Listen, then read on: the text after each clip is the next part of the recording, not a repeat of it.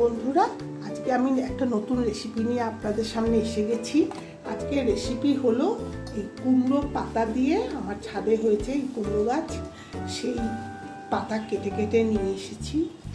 এই কুমড়ো পাতা দিয়ে আমি চিংড়ি মাছ ভাপে করবো। এই যে চিংড়ি মাছগুলো দেখেছেন কি সুন্দর চিংড়ি, একদম জ্যান্ত চিংড়ি ছিল, লাফাচ্ছিল। সেই চিংড়িগুলোকে নুন হলুদ মাখিয়ে রেখেছি, আর বাজার থেকেই পরিষ্কার করে দিয়েছে, নুন হলুদ মাখিয়ে আমি রেখেছি।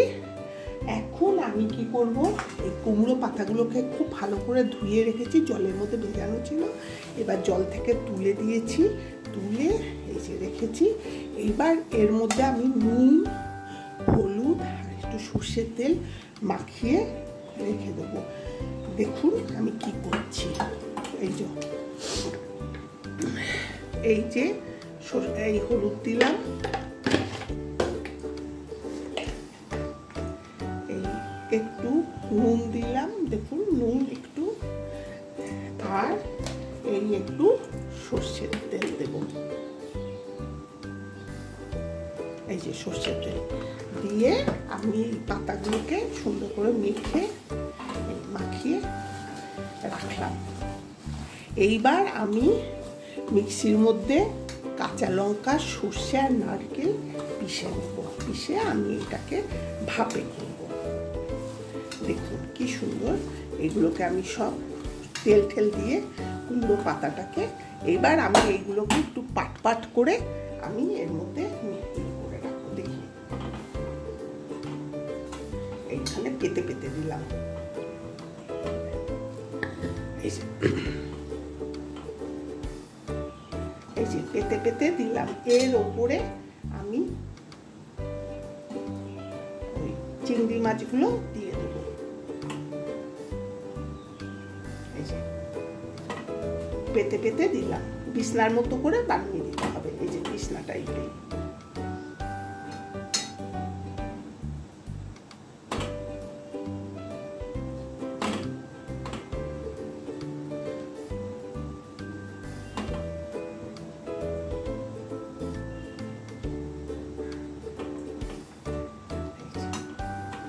দেখুন সব পেতে দিয়েছি।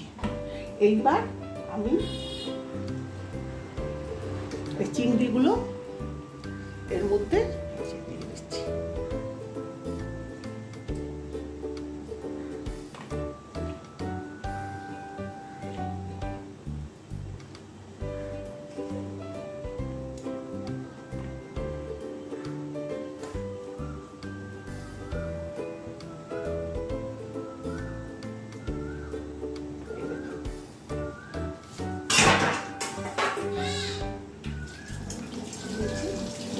এইবার আমি কি করব, এবার আমি নারকেল, সর্ষে, কাঁচা লঙ্কা একসাথে বেটে আমি আপনাদের দেখাচ্ছি কি করব।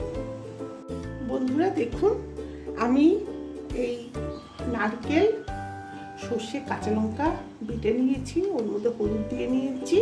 এবার মাছগুলোর মধ্যে কিছু কাঁচা লঙ্কা নিয়ে নিয়েছি।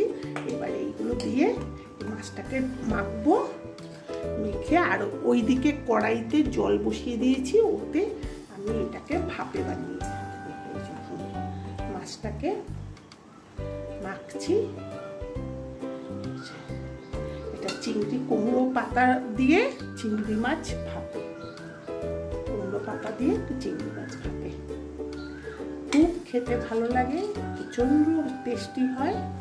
আপনারা বাড়িতে বানাবেন। এবার সর্ষে তেল দেবো,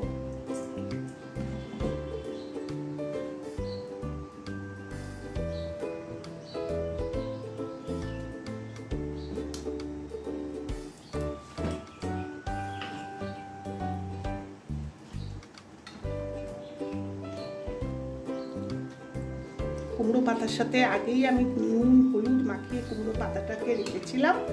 এখন এই যে এর মধ্যে যে আমি এই যে তেলটা দিচ্ছি, তারপরে এই মশলাটা দিয়েছি, এগুলো সব কুমড়ো পাতায় যাবে, খুব টেস্টি হবে। আর একটু হলুদ দেবো এতে, কাঁচা লঙ্কা তো দিয়ে দিয়েছি।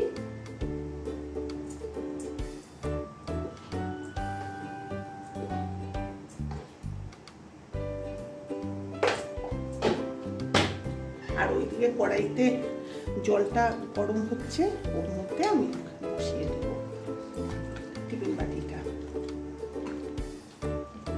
এটা আগেকার দিনের ঠাকমা দিদা এদের এইগুলো তারা বানাতো। এবার আমি একে এই ঢেকে দিলাম।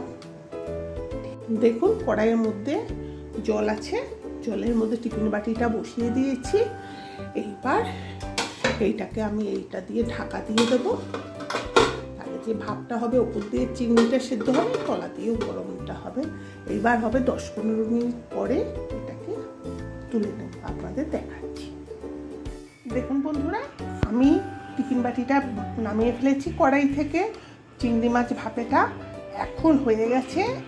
দেখুন বন্ধুরা, কুমড়ো পাতা দিয়ে চিংড়ি মাছ ভাপে আমার হয়ে গেছে। কেমন হয়েছে দেখতে বলুন তো? খেতে দারুণ হয়, অসাধারণ খেতে। আপনারাও এটা যদি ভালো লাগে এই রেসিপিটা আপনারা বাড়িতে বানাবেন, বানিয়ে কেমন লাগে আমাকে একটা কমেন্ট করে জানাবেন আর আমার পাশে থাকবেন। রাখি তাহলে, নমস্কার।